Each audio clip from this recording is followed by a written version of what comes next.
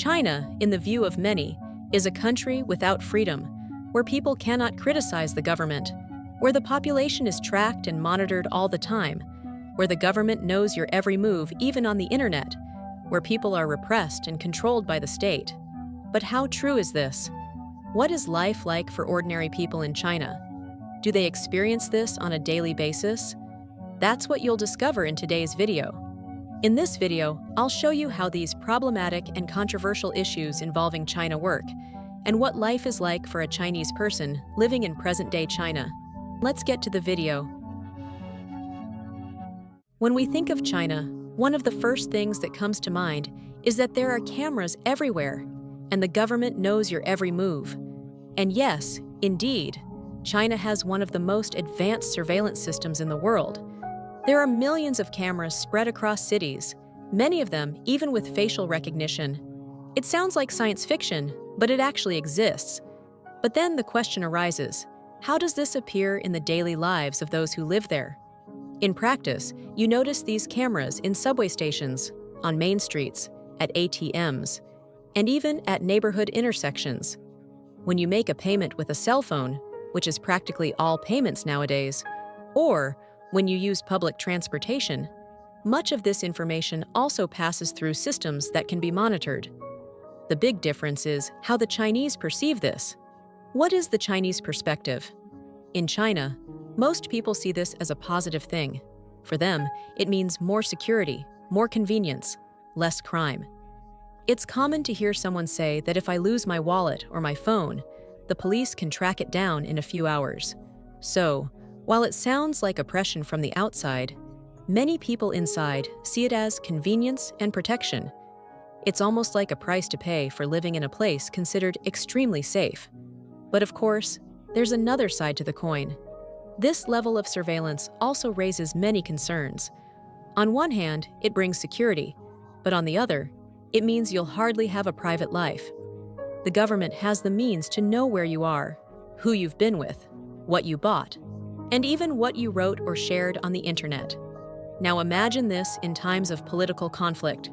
If someone publicly opposes the government, the monitoring system, so to speak, can be used to quickly track that person down. And unlike democratic Western countries, in China, the limit of how far you can criticize the government is much narrower.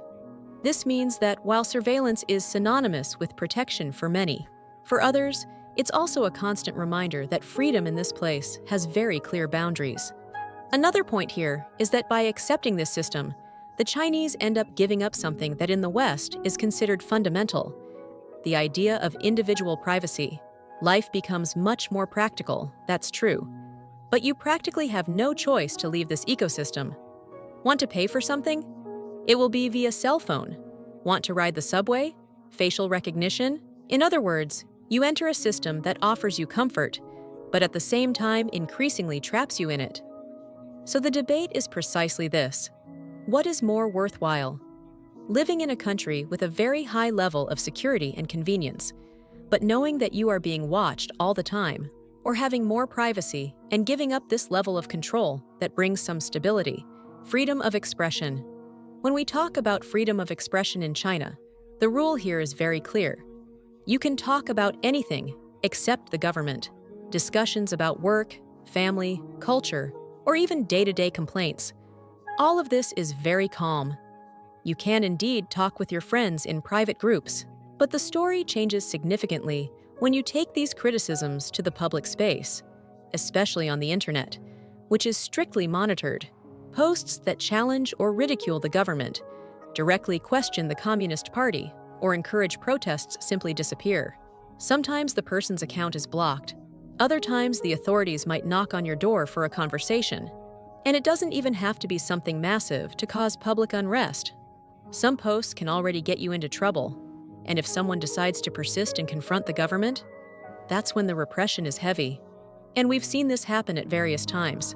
In 1989, at Tiananmen Square, thousands of students demanding political reforms were crushed by the army. And to this day, this subject is censored within the country. More recently, in Hong Kong, protests for more autonomy were stifled with mass arrests and laws that practically ended the opposition. During that time when we needed to stay at home, doctors and journalists who tried to expose flaws in crisis management were silenced, and some simply disappeared. Many of them are still imprisoned to this day, and nothing better illustrates this limit of freedom of expression in China than the case of Dr. Li Wenliang, an ophthalmologist at Wuhan Central Hospital. On December 30th, 2009, he did what any responsible doctor would do. He warned colleagues in a private WeChat group that he had treated patients with symptoms similar to SARS, a virus that had already had some lethal cases a few years earlier. His idea was simply to alert his friends to take extra precautions, but instead of being recognized, he was accused of spreading rumors and disturbing social order. On January 3, 2020, he was summoned by the police and forced to sign a letter of warning, promising not to repeat this mistake. In other words, it seems the government preferred to silence the doctor's warning rather than admit that a new virus was circulating. Shortly afterward, Li himself, unfortunately, contracted the disease. He passed away on February 7, 2020, at the age of just 34. His death caused a worldwide uproar, and within China itself, a wave of indignation exploded on social media. The hashtag #WeWantFreedomOfExpression reached almost 2 million views on Weibo before being censored. The BBC, the Journal of Bioethical Inquiry, and even the World Health Organization registered how this case became a symbol not only of this moment in history, but also of Chinese authoritarianism. Pressured by international reaction, the government tried to correct the narrative. They declared Li a martyr and honored him posthumously, but the damage was already done. What people understood from this case was something very harsh. Instead of listening to their own specialists, Li preferred to protect the state's image. And Li was not the only one at that time. Citizen journalists like Zhang Zhang, Chen Qiqi, Fan Bin, and Li Zihua tried to show the world what was happening in Wuhan. The result? Arrests, disappearances, and censorship. Zhang Zhang, for example, was sentenced to 4 years in prison in 2020, and upon her release in 2024, she was arrested again for continuing to report abuses. Currently, she could face up to another 5 years in prison. According to Reporters Without Borders, she is not in very good health. The case of Dr. Li and other journalists clearly demonstrates the risk of entrusting absolute power to the state. It is foolish or even socialist utopia to believe that the government will always act for the population's good, because when the priority is to protect the regime's image, the truth, or even people's very lives, end up taking a back seat. This is the history we have from various governments, including capitalist governments, democracies, where there are defense mechanisms against the state, let alone in governments that concentrate all power in their hands. What guarantees that the government will not use this to self-defend? These examples show how the state acts when it feels threatened. And this is where the social pact that many people talk about regarding China comes in. You agree not to confront the government, and in return, you have a comfortable life, with stability, security, and economic prosperity. The majority of the population seems satisfied with this arrangement. After all, millions of people have emerged from poverty in recent decades and now live much better than before. Technology and digital life in China. If there's one thing that impresses anyone who goes to China, it's the digital life.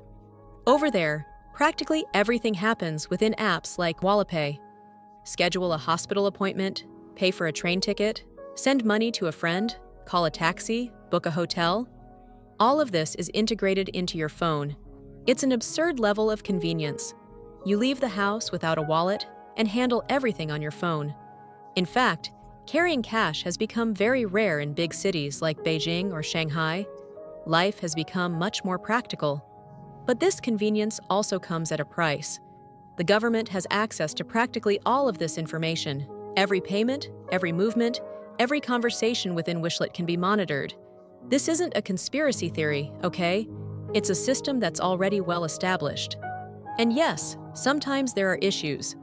During that time I mentioned earlier, there were cases of people being barred from traveling or even leaving their homes because the Health Code app had an error, and without it, you basically didn't exist. Not to mention the dependency. If for some reason your account is blocked, you're practically unable to live normally. Most Chinese accept this as part of the package.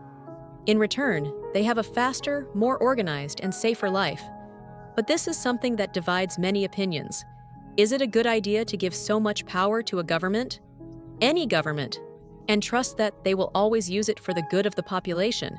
Today, it can be used to make your life easier. But tomorrow, if the state decides, it can be used to control your movements, to limit your choices, or even punish those who dare to step out of line with what they consider correct. And you'll have no power over it. Is it worth waiting to see? Despite all this talk about surveillance and state control, the truth is that most Chinese people live a normal, comfortable, and even quite happy life within what society offers. Daily life revolves around the same things as anywhere else in the world: work, family, leisure, consumption. In big cities, people work a lot. There's the famous 996 routine, right? Which is very common in tech companies, for example. But they also highly value moments of rest, going out to eat with friends, traveling on holidays, spending in huge shopping malls, or ordering delivery on their phones at any time. Well, in everyday life, most people don't feel that weight. The social pact we mentioned earlier is reflected in this. In exchange for not confronting the government, the average citizen receives a relatively safe country, efficient public transportation, well-maintained streets, and opportunities for economic advancement. And this agreement makes sense within Chinese culture. Historically, China has always valued collective stability over individual freedom. After centuries of internal wars, famine, and extreme poverty, the prosperity of recent decades is seen as an achievement, something that cannot be risked. The logic here is very simple. If the government ensures growth, jobs, security, and order, then there is no reason to confront it. That's why the average Chinese person is less concerned with politics and much more with practical life. How to make money, how to provide a good education for their children, how to enjoy the fruits of economic growth. And those who challenge this system become an exception and are usually used as an example to show what happens to those who cross the line. In the end, living in today's China is about living in this balance and on this very fine line, giving up certain freedoms, but in return, having a stable and comfortable life. For many, this is a fair price, and it's precisely because of this that such an authoritarian model of government manages to persist, because for the majority, this works. Do I consider this a good thing? Definitely not. And here comes a more personal view of mine as to why this wouldn't work in my case, where I live.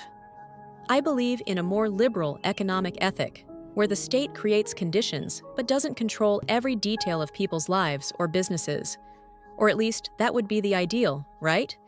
When you look at countries with more economic freedom, you see innovation flourishing, small businesses growing without being so dependent on the state, and prosperity being built from the ground up. China has grown a lot, and that's undeniable, but always within a model where the party sets the rules of the game. For me, this has a limit, okay? Because when the state owns everything, it also becomes the owner of your life. If you liked this video, comment below what you think about this issue. Click on this video that's appearing on your screen, and I'll see you there.